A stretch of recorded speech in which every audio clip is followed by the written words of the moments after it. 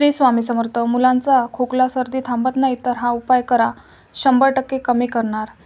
थंडीचा मोसम आला की लहान मुलांना खोकला, सर्दी, शिंक, बंद नाक, कफ, घसा खवखवणे अशा तक्रारी सतत सुरू राहतात.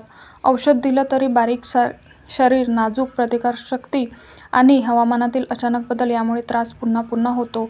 अशावेळी घरातील आजी आजोबांचे परंपरागत उपाय हे केवळ सुरक्षित नाही तर अतिशय प्रभावी ठरतात. कारण हे उपाय नैसर्गिक आहे, शरीराला सूट होतात आणि मुलांची प्रतिकारशक्ती वाढवतात. खाली दिलेल्या आजीचा पारंपरिक उपाय आजही सोन्यासारखा सुगंध ठरतो, कारण मऊ, सौम्य आणि परिणामकारक आहे. आजीचा सोन्यासारखा उपाय सुंठ, हिंग, तूप आणि वाफेचा संयुक्त उपाय. हा उपाय 3 टप्प्यामध्ये केला जातो. सकाळी संध्याकाळी 2 वेळा केल्यास मुलांचा खोकला, सर्दी, कफ आणि बंद नाक यात जबरदस्त आराम मिळतो. पहिला टप्पा सुंठ तूप मिश्रण.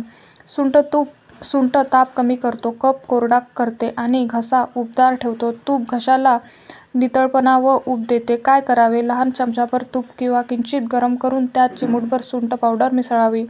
1 वर्षापुढील मुलांच्या छातीवर, पाठीवर आणि घशावर हलके हाताने मालिश करावी. कसा फायदा होतो?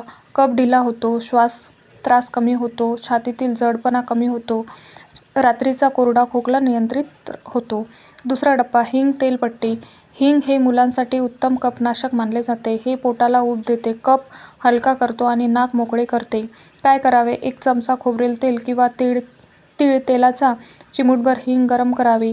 ही कोमट हिंग तेलपट्टी पोटाभोवती, नाभीवर आणि छातीवर हलक्या हाताने चोळावी. कसा फायदा होतो?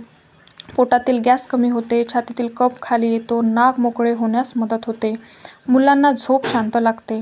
तिसरा टप्पा वाफ घेणे म्हणजे स्टीम हा सर्वात प्रभावी उपाय. नाक बंद असेल, खोकला, जडपणा वाढलेला असेल तर हा उपाय लगेच आराम देतो. काय करावे? गरम पाण्यात अजिबात मेथॉल किंवा वेपोरायझर न मिसळता साधा वाफ घ्यावी. मुलांना जवळ बसून हलकी मोजकी वाफ द्या. खूप गरम वाफ देऊ नका. फायदा: नाकातील कफ बाहेर येतो, बंद नाक उघडते, घसा मोकळा होते, रात्री सहज श्वास घेता येतो. पूरक उपाय जे आजी नेहमी सांगते: गूळ हळदीचं दूध. गूळ कफ ढिला करतो, हळद संसर्ग कमी करतो. रात्री झोपण्यापूर्वी कोमट दूध उपयुक्त आहे. तुळशी, आलं काढा 1 वर्षापुढील मुलांसाठी उपयुक्त आहे. थोडे आलं, 2-3 तुळशीची पानं आणि थोडा गूळ घालून अतिशय सौम्य काढा. दिवसातून एकदा पुरेसा आहे. गरम पाण्याची पट्टी. घसा दुखत असेल किंवा छाती जड असेल तर गरम पाण्याने ओलसर कपडा घेणे फायदेशीर राहते. खोबरेल तेल किंवा मोहरीच्या तेलाची गरम मालिश. हातपाय, पाठीवर कोमट तेलाने मालिश केल्याने रक्ताभिसरण सुधारते आणि प्रतिकारशक्ती वाढते. कोणत्या गोष्टी टाळाव्यात? थंड पाणी, थंड फळांचे रस, आईस्क्रीम, कोल्ड ड्रिंक्स, जास्त धूर, एसीची थंड हवा, ओलसर कपडे किंवा वारंवार कपडे भिजणे. कधी डॉक्टरांकडे जावे? 3 दिवसापेक्षा जास्त खोकला राहिल्यास, उच्च ताप येत असल्यास, मुलं वारंवार उलट्या करत असल्यास, श्वास घेताना छाती आत असेल, कान दुखत असेल किंवा खूप बेचैनी असेल तर. थंडीमध्ये मुलांना खोकला व सर्दी ही सामान्य समस्या असली तरी सततचा खोकला, सर्दी मुलांच्या झोपेवर, भुकेवर आणि एकूण आरोग्यावर परिणाम करते.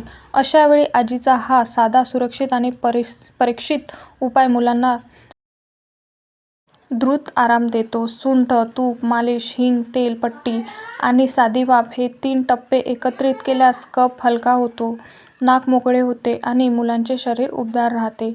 या उपायाने अनेक घरांमध्ये थंडीतील त्रास जवळजवळ पूर्णपणे कमी होताना दिसतो. तर मित्रांनो, तुम्हाला हा महत्त्वपूर्ण व्हिडिओ उपयुक्त वाटला असेल तर व्हिडिओला नक्की शेअर करा.